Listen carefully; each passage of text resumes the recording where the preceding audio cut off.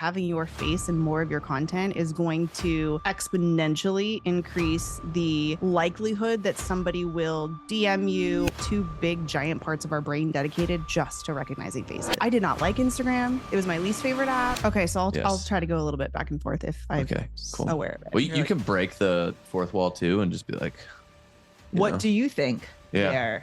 Okay. Just breaking the fourth courage. All right, you got intro this time. I did the last one. You said REVB last time. Yes, I did say REVB. We try to every time we do an intro, we try to do it different. Yeah. Okay. Which, if you take any class on branding, that's exact. Yeah. Make sure you never say your brand the same. Breaking. Yeah. Who said that's a rule? I feel like this is actually going to be part of the podcast. Probably. Like when we get it back, Connor does our edit. Like, yeah. You. Yeah. All right. I like it. Let's do it. Drink your water and then I'll start. The mouth sounds though. Oh, you guys don't have headphones on though, so I can't like. Yeah. I was gonna get a piece of gum because I felt like my breath might not be great, but I was like, I think I'm far enough away. And then I get in trouble sometimes for chewing gum. Nice. Oh yeah, no, you can't be chewing gum on podcast. Real Estate Video Blueprint Podcast coming in live from Dallas, Texas, with someone who I really enjoy speaking to, who I really enjoy listening to and watching on social media. Not Tim Macy, but Chelsea Peitz. What's going on? I'm excited to be here. Thanks for having me. I was super thrilled when we discovered we would both be here at the same time. So I appreciate you taking some time out of your busy week to chop it up about social media and video. I love it. I love talking to you guys. Love talking about social media. So it's a win-win. Well, win-win. We're gonna take the W. We're gonna take the W. Chelsea, like, we know each other, and you came and spoke at REVB, and then we got to know each other better. But I don't know a ton of your story. So, like, how did this whole journey of becoming Chelsea start? Yeah, it was definitely unplanned. I don't think, well, one, in this industry, I don't think anybody grows up thinking, I'm going to be a realtor. I'm going to be in real estate. I'm going to do that unless maybe your family's in it. But I ended up getting into real estate because I was young in my early 20s. Was in college and I had worked for a company near the campus. And I got to become mentored by the owner. And we became, he became sort of like a father figure, kind of taught me all the ropes and I learned the business. And I ended up getting another job that person got me. And then a couple, months later, I said, hey, I've got a project for you. How would you like to go to another state and take all of these bankrupt companies and make them profitable? And of course, 21-year-old me is like, I would be amazing at that. Never done it before, but let's go. Let me pull up my resume here. I'm qualified. Like, I'm totally qualified. Let's do it. And I ended up taking a group of people. One of them is my now husband. And we went out to Oregon and we had a great time and learned all these cool things. And then one day, because I was doing the accounting, I noticed something was a little off. Turns out the mentor that brought me there and all these people that I brought there to took all of the money, all 5 of years worth of salaries for all these people, house payments, everything gone. So we lived up there and knew no one. And I had moved these people up there. And so we ended up selling everything. Like, we just opened the front doors of this house that we no longer had any rent payment for and sold everything. And I sold my KitchenAid mixer for $50, which at the time was literally the most expensive thing I owned. And nice. And I still have one and I don't use it, but we moved back to Phoenix and moved in with my mother-in-law, who was not my mother-in-law at the time.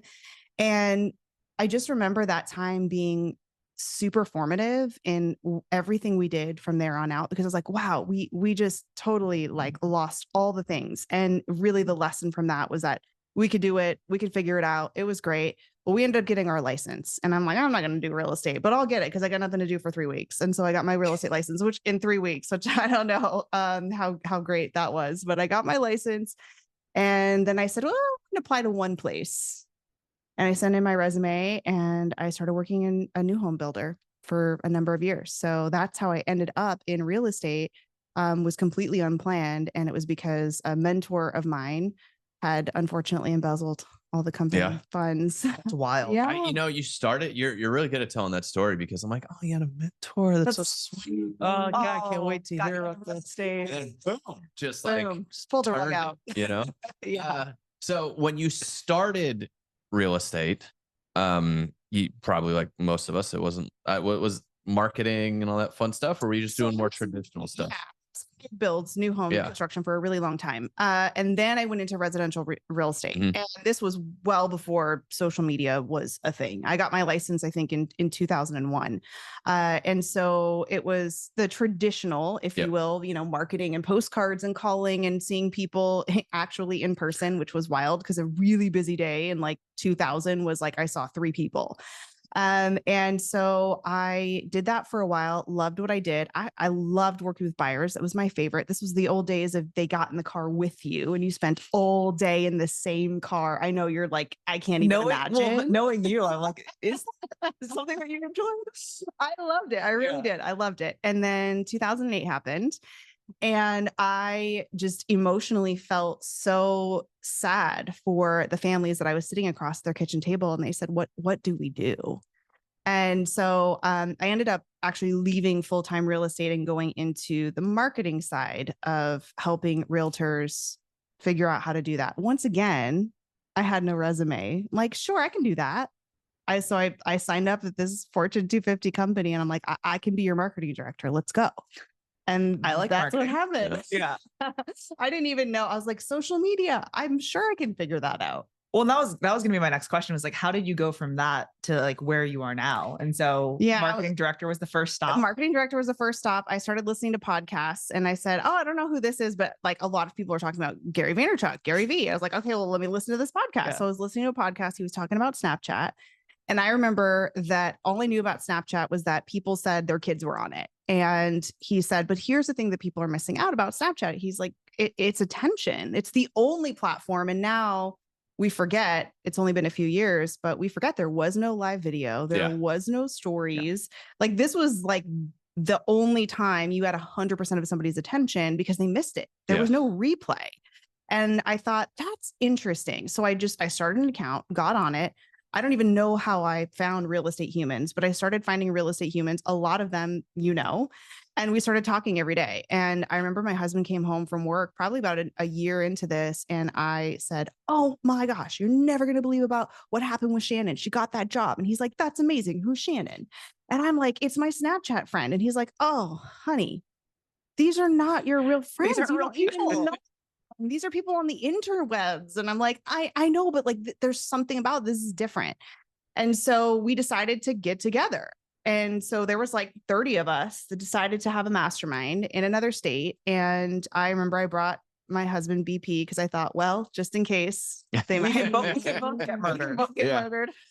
And we went, and it was a pivotal moment in not only my life, but those people's lives. And that's when I knew there's something here. And that's when I really dove into like the neuroscience of how people connect through technology. So 2 things. The Shannon that you're mentioning is Shannon Milligan, right? Yes. So our friend in Richmond, Virginia. I was like, I think this is the Shannon she's mentioning. Justin, and then the mastermind was in Utah. Yeah. Mm-hmm. And that's so many people have referenced, like Rick Gonzalez was there, I think. It's funny, like just this community of creators. Yeah. Mm-hmm. So and it's funny too, you mentioned how like Snapchat's the thing that the kids are on. And we said the same thing about TikTok when it came out. And it's always interesting to me how things age up. And so you're like, oh, it's just for kids. Like for now it is. And I remember I was, I met my wife in 2009. And then, it was like 2008. And I remember my brother had met his girlfriend who he married online. And that was weird. That was weird. That was weird. Day, yes. Right. And now if you don't meet somebody online, it's weird. Yeah. Like, wait a second, you guys just met. You didn't meet on an app, So in real life. Yeah. I think your house. Right. So I think it's just interesting to look at what's going on and like what kids are doing and what younger people are doing, and knowing that it's gonna age up, but understanding it when the kids are using it and figuring out how it's going to age up, because it's different. I mean, the stuff that people were consuming on TikTok or the way kids were using Snapchat, like it's just different than how it aged up. But if you can figure out early, there's usually that unfair advantage on a platform when it's new to get a lot more opportunity on it. Yeah, I agree. And also, even if you don't even use it, but you just spend a little time there and see what's happening on it, the knowledge that you get from one platform, And I did not want to go to Instagram. I did not like Instagram. It was my least favorite app. Now I love Instagram, but I did not want to leave Snapchat. I really liked it there. I didn't want to go to At home. Instagram stories. I Yeah. didn't want to do that. I said, wait, you're leaving Snapchat, but this is where we started, right? Yeah. So I had this very like emotional connection to it. But now I love Instagram stories. And so everybody moved over there. So whatever you're learning on whatever the platform happens to be at the moment, you're just going to take it over into the next one. It's funny to hear you say that now because like, you know, we'll message about things on your Instagram story. And it's like, you know, people here, we were walking to an event on one of the Monday night, I guess it was Monday night. And people are like, oh, how's your insert thing here? If something Oh, just my happened in goodness. your life, right? And you're like, Yeah. "It's great." Like you've never met them before, Yeah. right? And so it's funny Yeah. because like you are such a proponent of doing and sharing and all of that on your story, right? That like it's funny to hear you say like, oh God, I did not want to do this. So I think it gives people that are listening and watching like, oh, thank God, like she's like me. Oh yeah. And I didn't watch my videos back for 5 years. I literally just made videos. I was like, and I would sweat and like have a blackout moment. And I just knew I don't recommend that for most people unless you know yourself really well. I was very self-aware. I was very self-aware in my limiting beliefs. And while I should have worked on them directly, instead, I said, this is what I'm going to do for now. And that's what I did for a lot of years. I don't recommend it. I would have gotten so much better, so faster if I actually had taken the feedback and looked at my videos. But I did what I had to do because I knew I was going to do this. This is where we're going. And I need to just keep going and do it. And I thought, well, maybe it'll get easier. Like everybody says, oh, it'll get easier. Well, it didn't really. So you mentioned being fascinated with like the neuroscience around how content gets consumed. Mm-hmm. Tell me more about that. So my background, I have a degree in clinical psych and I wanted to be a therapist, but I'm highly emotional, very sensitive, very empathic. And I thought, probably not great to be crying in every session with clients all day long and taking on that. And so I always joke and say I became a realtor, which is basically the next best thing.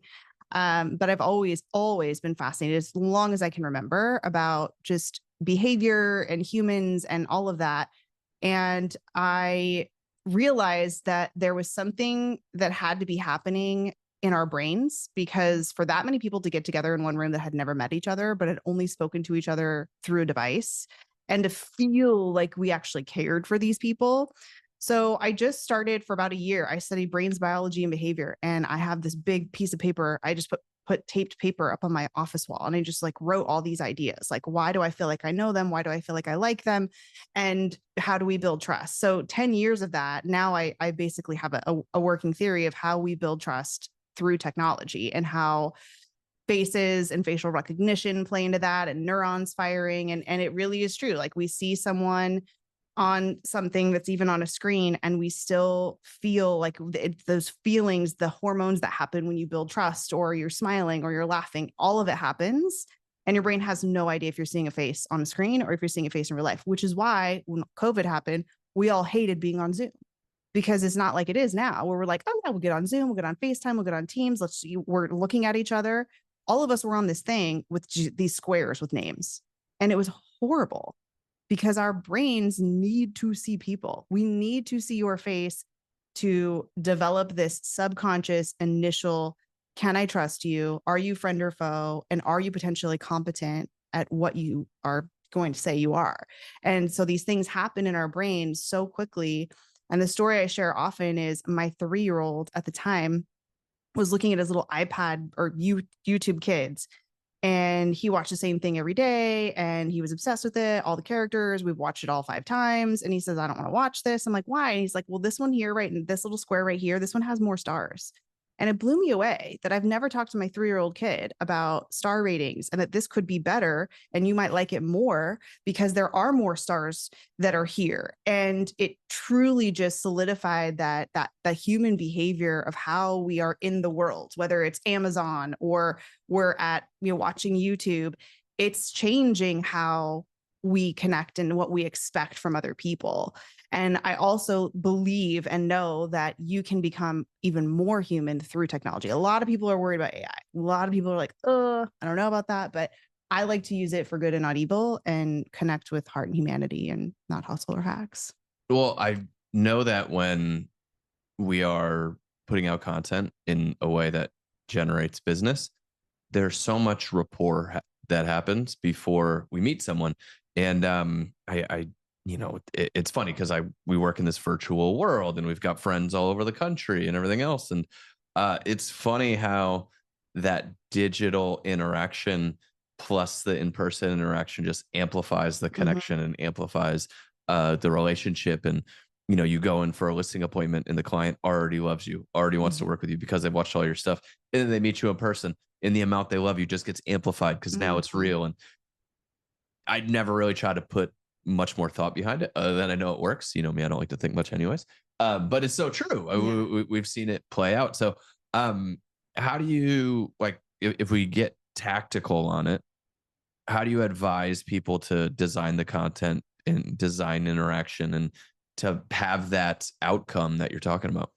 So my goal is to help people create content that can essentially make a stranger feel like they already know you. Now, the word stranger, I mean, I wouldn't consider somebody that I talk to often in the DMs or see their content. Okay, we aren't strangers, but that concept of I've never met you in real life. And can I accelerate? You said amplify, which is so good. It's not that you are developing like trust and, oh my gosh, I trust you and I don't ever need to meet you. Sometimes that happens, but the accelerant is showing your face, sharing your voice, and some of that behind the scenes of what's happening. And it has nothing to do with, sharing private information. It's just sharing personal human content. And you could talk about your business all day long. You could talk about market updates. You could talk about tips in real estate. But if you're in it and you're including your personality and your perspective, that's humanizing that content. But something super, super easy, and I do this test a lot with clients, is just go to your Instagram, and we're looking for two things. There's a great book by Vanessa Van Edwards. She's like one of my favorite writers about human behavior and how we kind of build trust in an actual real life environment with body language and eye contact. And she said, there's two things that we're looking for as humans. We don't even know that we're doing it. We're looking for, one, can I trust you? And two, are you competent? And so what we're looking for when we're scanning in less than a second is, can I see your face in any of this content? And that's the trustworthy part. That's the part that people are like, oh, but I don't want like a feed of all my face. I don't want it to seem like it's all about me and it's an ego thing. But we need that. We may not realize, but we need to see, can I verify this is the person? Okay, check mark, that happens. The next thing is, can I even tell what you're good at or what you're going to tell me you're good at? And that's the competency part. And a lot of people get referrals from humans that are saying, hey, you should go work with Katie. She's amazing. I go and look at the, profile, and then the seeing the face and reading those titles. So if you don't have text that easily tells me and I can scan what you're going to talk about, I don't know if you're an expert, but if you've made 300 videos about the same topic, I'm going to assume that you probably have an area of expertise in that. That's the final check mark where you're like, okay, I've done my due diligence. Somebody's referred me. I've looked at it here. I'm ready to contact that person. And it may not happen as often if you don't have your face in the content. It's funny that you say that, because like when we talk to agents, they'll be like, creating reels or doing these things. And then they'll make the cover photos, and like the photo will be like a picture of a house instead of their face, and it'll have like, maybe it'll have text, maybe it won't, because they want like an aesthetic. And I'm like, for a very long time was like, my grid has to look perfect. Yes. Everything has to be square, and all of my reels need to be every other video. And I did that for a very long time. And I recently stopped, which like, gave me a little bit of anxiety, because it's a little that all over the place, a little OCD over here. I know that we feel that. Yes. But when I talk to agents, I'm like, hey, don't be like me in this. Because like Glenda Baker is a prime example of like, she doesn't put thumbnails on her thing, but her feed of her reels is like her face, her face, her face, her face, her face. So like, who's going to be in the video when it's a picture of her sitting, with a star shirt on. Right. And so the face thing is so important. And I think it's so overlooked by too many agents. That one little thing. I mean, it seems funny to think that one little tiny thing, like having your face in more of your content, is going to exponentially increase the likelihood that somebody will DM you or potentially email or make an appointment with you. We don't know that it's happening. Like, we truly do not know that it's happening. It's completely subconscious. And there are like oodles and oodles and oodles of scientific research that has proven time and time again. I mean, we have like 2 big giant parts of our brain dedicated just to recognizing faces. Like, we need that to grow and evolve as a species, which, to make sure, is this going to be something that's going to eat me, or is this friend or gonna foe? be like somebody that I can actually, see and trust? And again, we don't know that that's happening. So I know it might feel awkward, but I will say this, a lot of people, that this is my one question I ask people. It's the barometer for everything when they say, what should I do about this? Or should I do this on social media? Should I DM this person? Like, what would you do? My question is, what would you do in real life? So the idea that the limiting belief of, if I put all the content that has me all over it and not houses, which is what I'm really selling, it's going to seem egotistical or about me. And I'm here to serve clients. I want it to be about them. And I simply say, the most human way to talk to someone is eye to eye, face to face. That is how we would show respect and connect with another human being. And so my question is, what would you do in real life? Are you going to literally cancel every in-person meeting? Are you going to probably not just write on a notepad and so people can't hear your voice because you think it sounds cringe on a video? So these are things that we tell ourselves all the time. And in reality, when you have the test of what would you do in real life, you're like, I probably wouldn't do that. So you mentioned having text on your videos. You mentioned having faces on thumbnails and things like that, create this relationship, if you will, online. What are some other tactical things, whether it's like around content, whether it's the hooks, whether it's like, I recently attended a webinar of yours, I think with BAM, it was, you talked about a lot of different tactical things that people should be doing.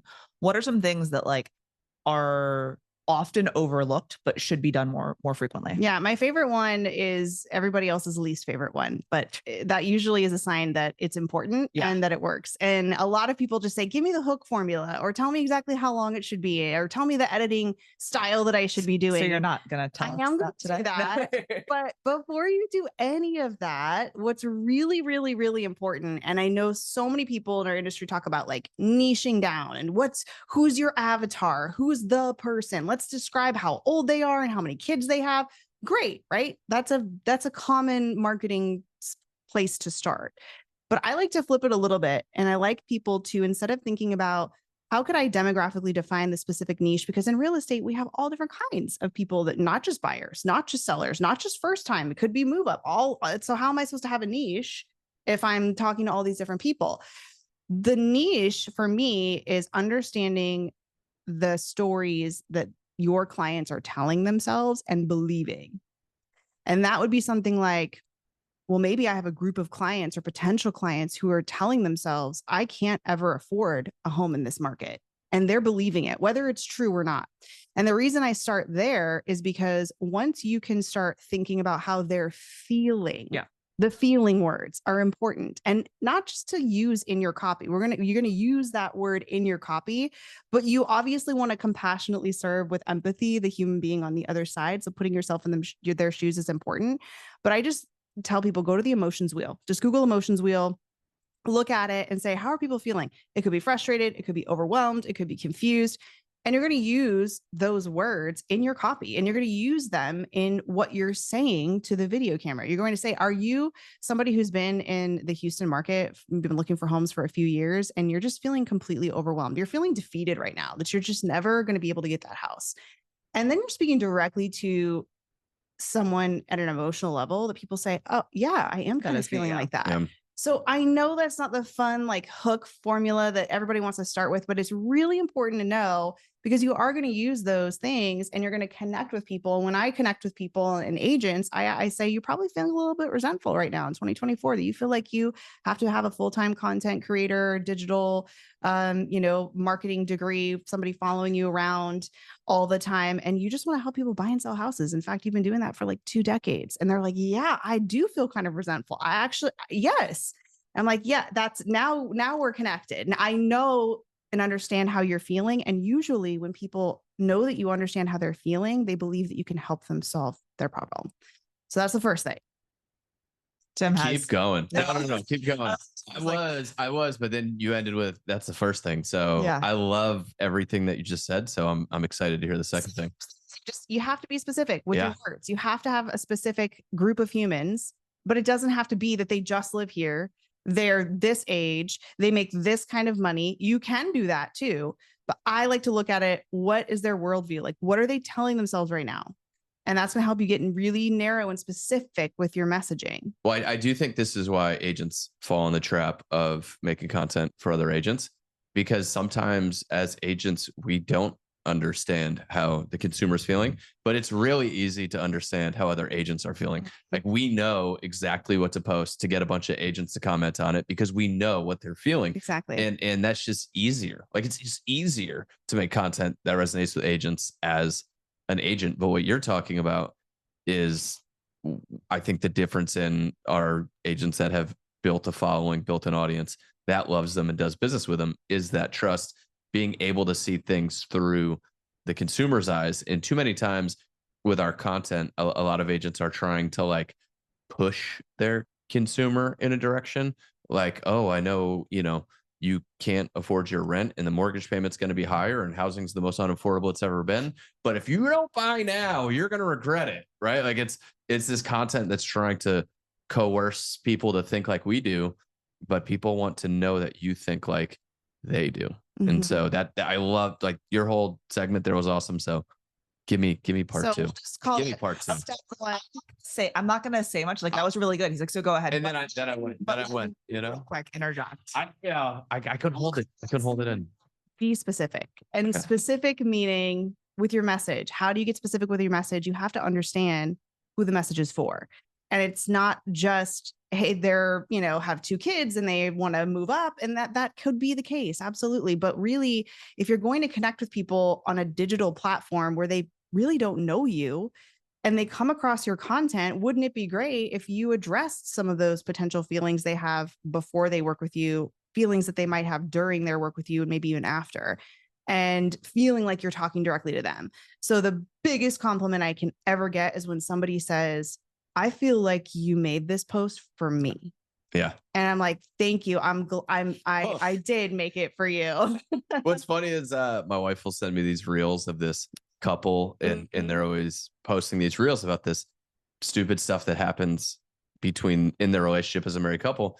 And it seems very specific, but when they make it, you find out that all of these other people have the same jokes. All of these other people have the same, things. And so when you hit on something, it's miraculous how that one feeling is actually felt by a ton of people.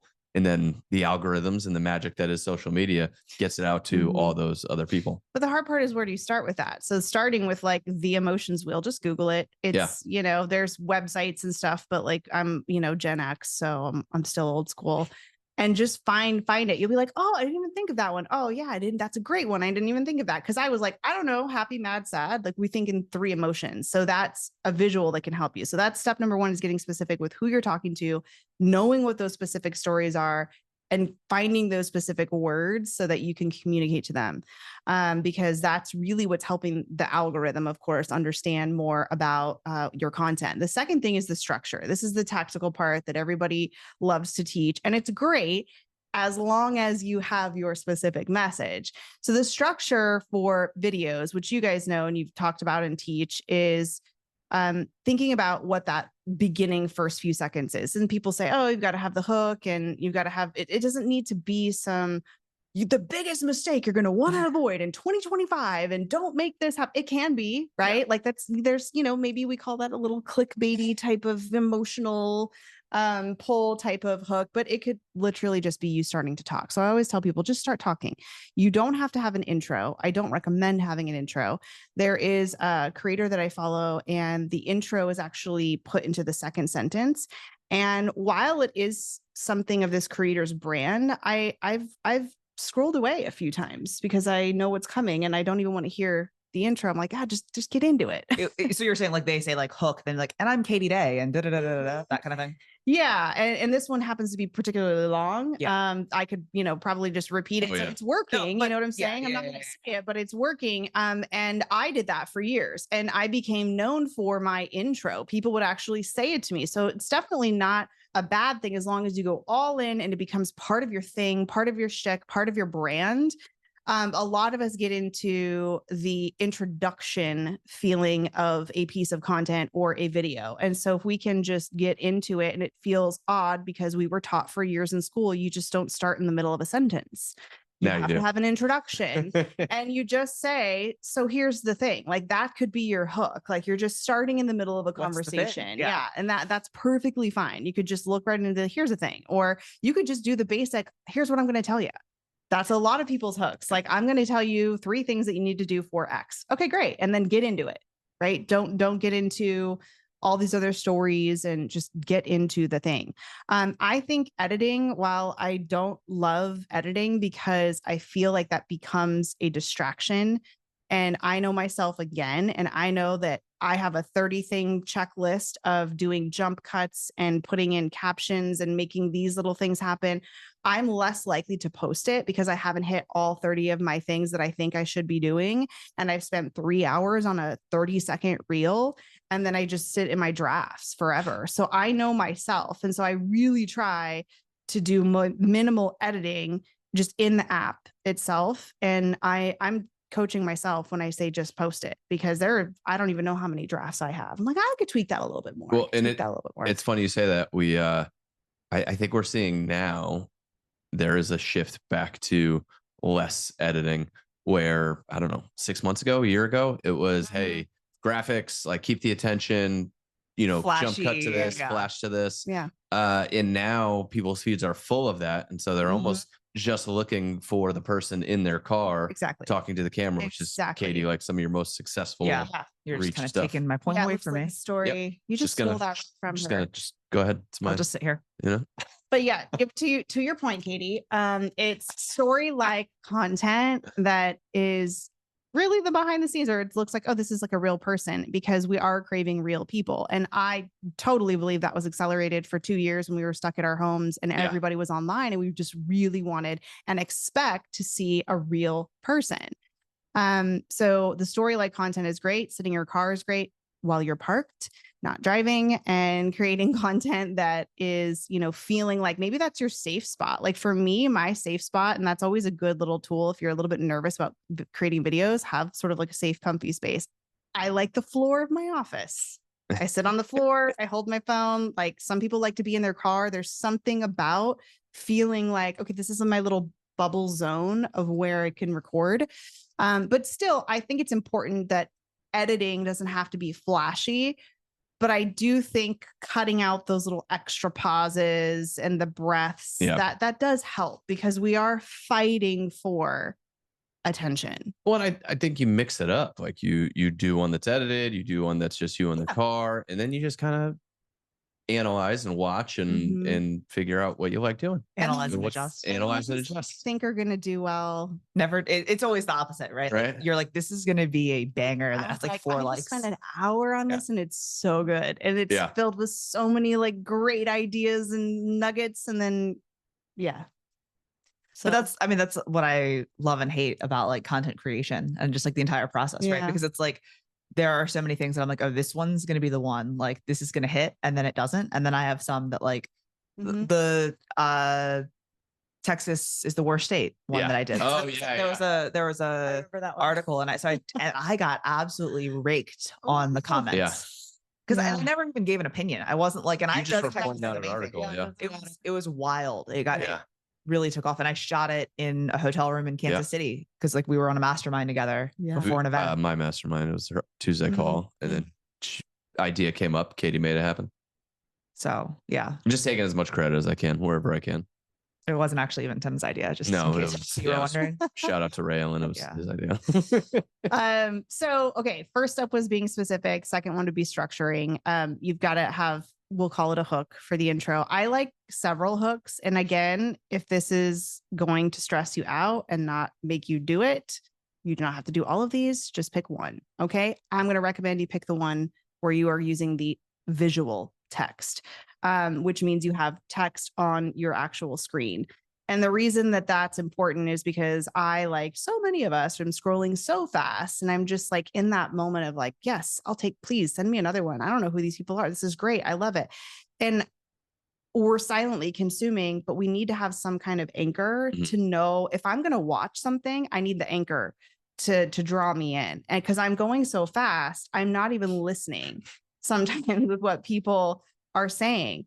And so text on the screen is going to be critical to get someone to maybe stop the scroll and therefore increase engagement. They're not going to save it or share it if they don't consume it. And you're doing yourself a huge favor on the back end when you're posting it to your library, because now people can read what the topic is.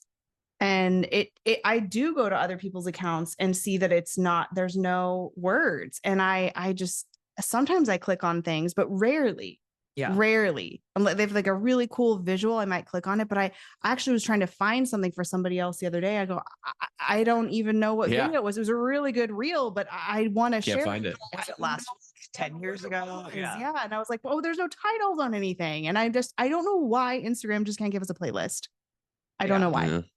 The guides are gone now, right? Guides are gone. I know. Well, and so when you say put text, I love that because I don't listen to Instagram generally with sound on, right? Because like if we're watching TV, I tell Ryan I want to watch a TV show, and then I am on my phone while he's watching TV. It's our favorite pastime. Of course. I keep the sound off so he can listen to his TV show. But you're saying basically that you should type on the screen in Instagram, like, this is what this video is about, and have that be part of the first couple seconds of the video. You call that a visual hook. Yeah. So it could be the same thing maybe you're saying in it, but I think of it almost like a title. So maybe like a title of a book or a title of your YouTube video. Sometimes it's something as simple as 3 tips for blank, right? It could be sort of a clickbaity curiosity building hook, like the #1 mistake. So you can find a million of those on ChatGPT and everywhere else under the sun on the internet, just a quick search away. But it's important to have that on there so that you can not only categorize your content later, make it easier for people to binge watch, because they might see something and say, oh, I hadn't even planned on watching this, but I do want to know more about this topic. And so they might watch that and then the next one. So that's the visual hook, is the actual text on the screen. And then you usually have a verbal hook, you're saying, if it's a talk to camera video. And then you would also think in terms of what's that first sentence in the caption, which I will say I have started changing now, because from what I have been seeing, that first caption might be more SEO focused for search. And so I'm switched from sort of the creative, clever hook in the caption to something that's a little bit more searchable. Keyword heavy-ish. Yeah. I was like, let me get away from the cutesy ones and get to the mindful ones. Mindful. Very demure. That was what? Do you not know that? I've just seen people posting about it. I don't know what well, we're too old. Okay. So it's funny that you say that, because Ryan said that. He asked me to see my nails before I came to the conference. He's like, oh, very demure. I was like, nope, it's dead. The trend is dead if you know about it. It's totally dead by now. So if you are saying it like I am saying it, you are. Well, this is not tomorrow. So like it'll be so embarrassingly worse. I love it. One part on the content and making your hook middle and sandwich of a reel. I think the abrupt ending is kind of underrated. Like, I think people try to figure out how to end a video. So today for just they like rub on the thought and it's just like almost the abrupt ending. I feel like it gets you a better opportunity for another watch. Yeah, I actually have been playing around with just not even doing a call to action at the end anymore. I know a lot of people that like to get fancy and do sort of a looping thing, and that just seems really hard for my brain. And I'm like, that sounds like another 3 hours that I would overthink and overanalyze. But I just like I'm kind of in the mode right now where I'm in my like anti-hook era. I'm in my I don't want to put a call to action, like share, save, blah, blah, blah, blah. Just like consume. And if you like it, cool. Well, I think the clickbaity hook we're moving on from, like top 5 things, whatever. But I love what you said, where it's like, have you ever felt like blank? Yeah. That's the kind of hook I think that really resonates. And so, I think moving away from here's the thing that nobody's talking about. I mean, it still has a place. It still works. But I do love that, have you ever felt like, in that type of hook to really connect with people maybe a little deeper? You were talking about like the endings of videos and then you went back to the hooks, but going back to the endings of videos. Okay. Yeah. Back and I forth. think the lack of CTA, I've been a proponent of that for a while because I feel like realtors, it's like every post, it's like at the bottom. And if you're looking to buy, sell, rent, or invest, DM me today. And like, that's also the ending of their video. And it's like, well, you were just telling me that like this, and then now you're like, and here's my sales pitch. Yeah. So like, I think that like we give people enough ways in which they can contact us, right? Like for you, like you've got a link in bio, your bio is pretty clear as to what you do and why people would want to follow you and work with you. Right. And so if you have the same thing as a realtor, like you don't have to have that CTA. Some need it, right? If you're talking about something and it's like, well, DM me for your free report or DM me for this, like cool. But like, it shouldn't be on every video in my opinion, because people want to follow for the tips and advice and we're smart. We're smart. We know like how savvy we are. We know what it feels like when we watch something like that. And we're not against CTAs. Like they're very important part of copywriting and marketing. And so we're not saying to get rid of all of them, but you don't have to have them on everything. Like I'm not going to put it on a personal story time. If you want more, follow me here for more personal story times. You can on a walk but we're all smart and we all get it. Like we know what it feels like when you're like, that was really good. Oh, then you said that. Well, I think you're kind of like, just connect with me. Just be, what would you do in real life? And would you hand me like, your business card when I'm like, so nice to meet you. Yeah, I'll grab you. I feel like that's a different topic, but moving back to Connecticut, people have business cards and they're like, ooh, I got my new card. And I'm like, I haven't had a business card in 5 years. 4 years. I've stopped using. I made a conscious decision that every person, I literally had the nicest, coolest business cards of all time. I don't know if you'll remember. Shout out to the Moo company. Yeah. Really cool cards. Yeah. But I just decided, I was like, I'm just going to make everybody follow me on Instagram. Yeah. And if they don't want to follow me, that's cool. You can find me another way. Like you'll be able to find me. Cool. But now that's how I grew my Instagram. I'd go to conferences and I would say, follow me here. And I said, I don't have any cards. And then I sometimes will take people's phones and I will text myself from their phone, or I will follow myself on Instagram, send myself a DM from their grandma. I'll be like, oh, no, I'll find, I mean, it's if they're like, hey, do you have a card? Like, let's connect. Yeah. I'll grab their phone and I'll be like, hey, why don't we just do this? That's a pretty personal space. No, it works though. I mean, because if you pay 12 followers, oh my gosh, if we're like, hey, we should connect. He followed for me. I'll remove him from the group chat. I'm sorry. I just gave him your number. I'm sorry. I just had Bryce ask me for my email address, and so instead I'm like, here, I'll put it in. And so I text him my email address to my phone from his phone. So I go into his phone, I put my phone number in, and I text myself my email. Just that way, I have his number. I get it. We're not a fan. It's better than handing out a business card. How many business cards do you save? Nobody. I don't even really get business cards anymore. Well, it's stuff like this. I feel sometimes I get like the digital cards and whatnot. Well, those get lost though. Even the digital cards. Text, because the digital card, like when we like Popple or whatever, like it just goes into my contacts, and then like I don't remember. Yeah. Like, who is the text? Right. Krista Nielsen. You know, Krista, we were just talking, she connected with someone and I was like, oh, you guys are in the same, like similar markets, you're close to each other. She's like, oh, let's connect. So they followed each other on Instagram, and she's like, I'm going to DM you that we met at Summit, so that when it pops back up in your feed, like we remember who each other are. And she's like, met at Tom Ferry Summit. The way to do that's like a little less creepy like than what I said. Dude, can we move on? We need to like cover a little bit more like actual but stuff. The other on this topic though, Tim is weird. The other thing I like to do is take a selfie and then send them the selfie, be like, hey, it was great to meet you at Summit. Okay. Also, do you take pictures of yourself when you're taking pictures of the group? Yes. And then you're like, it's like on your camera roll. He does. I do that all the time. Do you want to see? Okay. I mean, if it's, as long as it's people you know and are friends with, but if it's somebody that's like, hey, I don't know you, but I'm asking you to take a picture of me and my group. No, so Sharon, our company pres, does this whole event. And I helped ask her a question, MC it and stuff. And no, she brought this up. This is not me. And so at the end of it, I just get stuck taking pictures of him with other people. Yes. Every one of those people has a picture of me. I find it to be like a privilege to be able to assist in something like that. And you're saying that you had to. So if Sharon, if you're listening, just know it's great. Who loved you much. Loved you big. I'll be a picture taker, a trash taker outer. I just feel the need. That was in March. Yeah. Oh, are you going to find the pictures that I took on your phone? I'm gonna just show her so she can. Oh God, look at little Riley. You know, Oh, little Riley Riley. March. I Is do that the love play that too. pictures? That's such a good distraction. Like if Katie's ever mad at me, I can just be like, "Oh, do you have any new pictures of Riley?" See, You know, that There would you be go. weird. Now, what if you didn't know him and you were just at a conference? People, this is when Tim's gonna be like, people don't know me. And then this is Steven, who did the same thing to me with when I was taking a picture with Sharon. Yeah.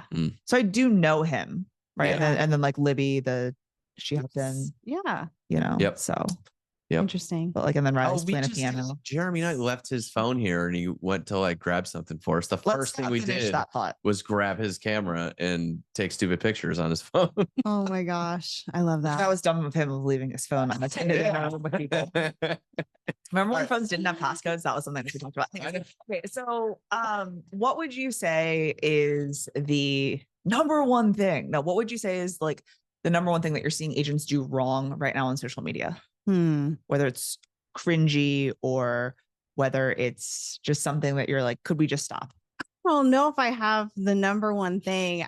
I think that it's a mindset that a lot of us have, and I still have it from time to time, because these things that we use all day are designed to get us to be sucked in and in a rabbit hole. And you know, I look at it for, I'm gonna relax and scroll through some videos, which is not a great way to turn my brain off. And so we have to remember that there's the human being on the other side. And the simplest thing that I ever tell people to do with social media is you don't have to keep posting content all the time. You don't have to be Katie or Tim or posting content like on the regular every single day or multiple times a day. If you can, that's amazing. Like, I love that for you. That's a wonderful thing that might bring you joy, and it does not spark joy for me. And that the number one thing is that in 25 years ago, when I started to be a realtor, I had to have your phone number. I had to actually call you. You had to actually answer. I would leave a 1-minute voicemail. You would listen to it and you would call me back. Or I would have to, you know, this is before visual voicemail, right? You couldn't even read it. I'd have to mail you something and wait for you to go to your mailbox. And so the ability to talk to other human beings that you probably already know is so phenomenally scalable, and you can do it without even getting out of bed. Like, you don't have to make a video. You could literally make someone's day by commenting on their story. Or maybe you haven't seen them post in a while and you just want to send them a text message. I haven't seen you in a while. Just thinking about you. Hope everything's okay. You know, it doesn't have to be a content machine. It's truly more of a context machine where you can connect with people on your desired level very easily, totally for free. You just dropped the context. And Tim's mind went boom, but he was still so boom by you saying that he posts a lot of content, because we all know that Tim Macy doesn't post a lot of content. I was just trying to make you feel better. You did. You out because Katie's a content machine. You made me feel better. Okay. So that's all that matters. And it's not about being a content machine, Katie. It's about being a context. Context means there needs to be posts for context. Okay. Well, you know, your comments can become your content. Yes. Yeah. I love, I don't even comment enough. See that now, that's where we have a problem. That's the thing, is you do need to actually use them as communication tools. Yeah. And that's the one thing that I've gotten from you. One of the many things that I've gotten from you is the being in the DMs, right? And so you said like, hey, is it a text? But like, it shouldn't be a text. It should be a DM, right? And being in conversation with people, sending video DMs, sending text message, or sending DMs, text DMs, you know, and things like that, because like then you're going to show higher in the algorithms, and it's going to like train Instagram or whatever other platform that like we know each other. Yeah, it's really important to train as much as we possibly can on the algorithms. And a lot of people forget. And I just made a post about this and I thought, well, surely everybody already is. Don't call me.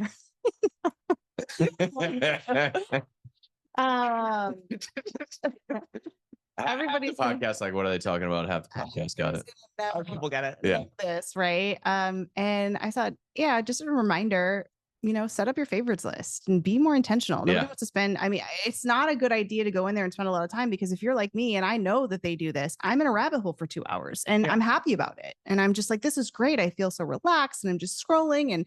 And it's not ideal. So to be intentional and spend maybe a few minutes just having that favorites list of those people that you want to be in front of, that you want to build a brand with, that you want to create that relationship with, you can just make an entire feed of just your favorites and then see just those posts and engage with it. And so a lot of people said, I didn't even know you could do that. Yeah. And I was like, yeah, I remember like the old school Facebook friends list. Yeah. And then they took that away and now you can't do that anymore. And it's, So the reason is they don't want you to spend time in a place with no ads. So I like to use it more for conversation, communication. And there's seasons of life and business you're just not going to want to feel like you want to make content. And that's okay, because you can still connect with people. I didn't like, well, but what was funny was 2020 to 2024 for you, sir. It was a long summer. But did you? Are you doing anything with broadcast channels? Do you have a broadcast channel? I don't have a broadcast channel because when they came out, like everybody got a broadcast channel and I was overwhelmed. It's interesting because now, like, you can go live in them. You can get replies from them. Cool upgrades. I'm doing it with like a deal of the week, but I'm seeing a lot of agents and coaches and speakers do like, marketing tips or things like that. If now it's interesting, I would definitely say it's a really good idea, especially now that I don't know if this is actually out or if they're just testing it. You're going to be able to now have a link or a QR code that goes directly to your broadcast channel. Yeah. So you can share it with someone and they can just pop right in. And now that you can do so many more things like going live in it, it makes more sense. The link exists now, I think.